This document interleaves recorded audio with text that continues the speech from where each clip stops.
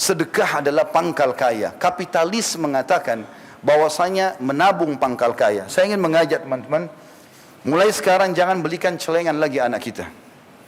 Membelikan celengan anak-anak ini membiasakan mereka bakhil, penyakit jiwa, pelit. Bahkan sampai kalau kita kasih uang dimasukkan ke celengannya, kakaknya pun atau adiknya pegang celengan dia bisa marah. Kapitalis mengatakan menabung pangkal kaya, Islam mengatakan sedekah pangkal kaya. Kira-kira ketemu nggak? Yang satu bilang simpan, yang satu bilang memberi, nggak akan ketemu. Kasih uang sekolah kepada anak-anak, bilang, nak kalau kau makan, kasih temanmu juga. Kalau lihat orang miskin, berikan sedekah. Latih mereka untuk itu. Dan dikatakan dalam hadis Bukhari Muslim, Nabi SAW sangat dermawan, dan lebih dermawan lagi di bulan Ramadan. Jadikan momen ini tepat sekali. Dan sedekah teman-teman pangkal kaya. Nggak usah cari resep yang lain.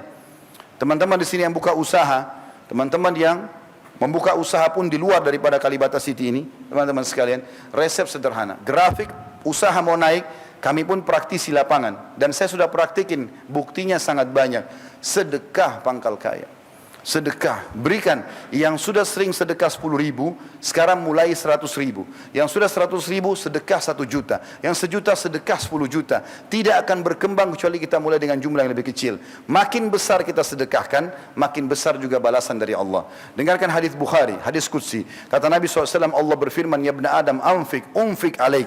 Wahai anak Adam, berinfaklah, maka aku akan berinfak kepadamu.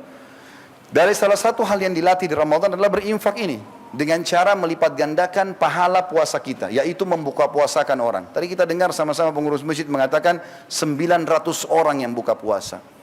Ini luar biasa teman-teman sekalian, jumlah yang fantastis. Kalau Anda menyumbang air mineral saja, tidak usah jauh-jauh, Masjid Nurullah datang, kalau pengurus masih butuh kasih. 1 dus air mineral harganya maksimal Rp30.000, isinya 48 gelas. Anggap Anda lengkapkan jadi 50 gelas. Lalu Anda sumbangkan sehari 1 dus saja, berarti 50 gelas.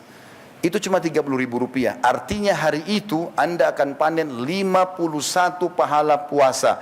Anda 1 dan 50 orang lain. Bagaimana kalau kita sumbang 2 dus, 3 dus, atau bahkan 900 orang itu semua Anda pegang? Berapa banyak pahala kita bisa dapatkan? Berarti kita dapat 901 pahala pada hari itu. Padahal kita cuma 1 hari puasa. Ini luar biasa. Mungkin Anda mengatakan, Ustaz, tidak semuanya orang bisa buka puasakan orang. Subhanallah, sahabat sudah tanya itu. Dan para sahabat mengatakan dalam hadis sahih, ya Rasulullah, tidak semua orang bisa buka puasakan orang lain. Karena yang dibayangkan sahabat mungkin seperti seseorang dari kita membayangkan nasi campur yang lengkap, biayanya 30.000 satu orang.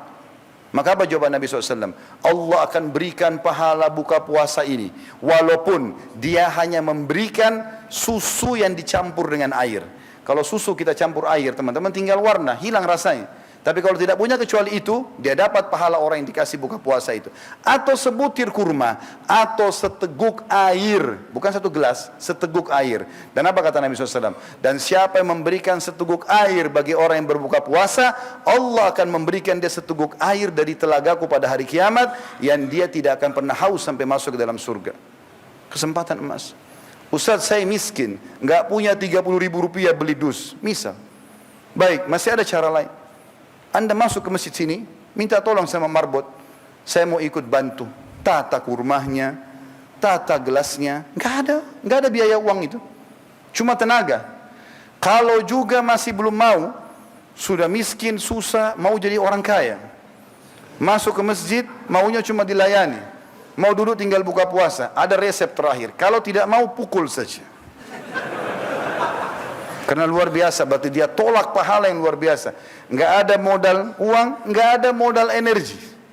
Kalau lagi duduk mau buka puasa, angkat gelas mineral di sebelah kita, kasih teman di sebelah. Ini ya, ambil puasa saya, ambil punya dia, saya ambil puasa kamu. Modalnya cuma begini. Pindahin air. Ini juga nggak mau, cambuk saja. Luar biasa bakhilnya. Untuk diri sendiri pun pelit. Ramadan melatih untuk itu. Di Madinah teman-teman, saya tetesin air mata tahun 90, saya datang gara-gara itu. Turun di Masjid Nabawi, saya dipeluk sama satu orang. Saya lihat mukanya, saya nggak kenal. Lalu saya tahu waktu dia bisikin kuping saya, dia mengatakan, akhi, padahal saya nggak kenal nih, tolong buka puasa di tempat saya. Setiap Ramadan di Madinah begitu, 1 bulan penuh. Ternyata kalau ayah sama anak, ayahnya lagi nata sufra, plastik diisi kurma sama zam-zam di dalam masjid, anaknya di luar cari mangsa. Jadi kita dipeluk sama dia. Kalau kita bilang iya, dipegang tangannya sampai tiba di tempat dia. Buka puasa sini ya, baru dia tunjuk, jangan buka puasa situ. Karena yang di depan itu ternyata mungkin ada tambahan. Kalau orang tergantung uangnya, ada orang sederhana dia cuma kurma sama zam-zam. Ada orang lebih kaya dia taruh yogurt, taruh roti, taruh kurma, taruh pisang, macam-macam. Jadi orang bisa tergoda pindah. Lalu dia bilang apa? Sudah tahu tempat kami, besok kesini lagi ya. Saking maunya buka puasa. Malu kita di Indonesia ini teman-teman. Pak RT sudah kasih jadwal. Bapak ini, ibu ini. 1 bulan kadang-kadang cuma dapat 1 kali giliran. Nyumbang untuk masjid. Tiba gilirannya masih bertanya. Oh sudah tiba giliran saya ya. Seakan-akan aneh kenapa tiba gilirannya buka puasain orang. La haula wala quwata illa billah. Semestinya tidak usah tunggu, segera ini. Teman-teman yang punya mobil, punya motor, yang kerja di luar, bawa air mineral di motor dan mobil. Bungkus kurma kecil-kecil, bagi. Sering kali saya pulang pengajian sore Ramadan, macet. Orang nggak punya makanan buka puasa.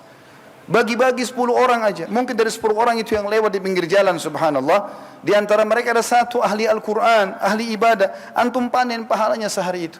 Mungkin teman-teman itu ibadah terakhir kita. Allahu a'lam. Berbuat ibadah. Saat ibadah datang kesempatannya, tugas kita eksekusi. Bukan negosiasi.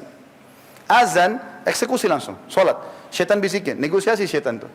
Tidak usah di sini, masjid sana saja, waktu masih panjang. Kadang-kadang kita akhirnya kita ke sana masbuk 1 rakaat.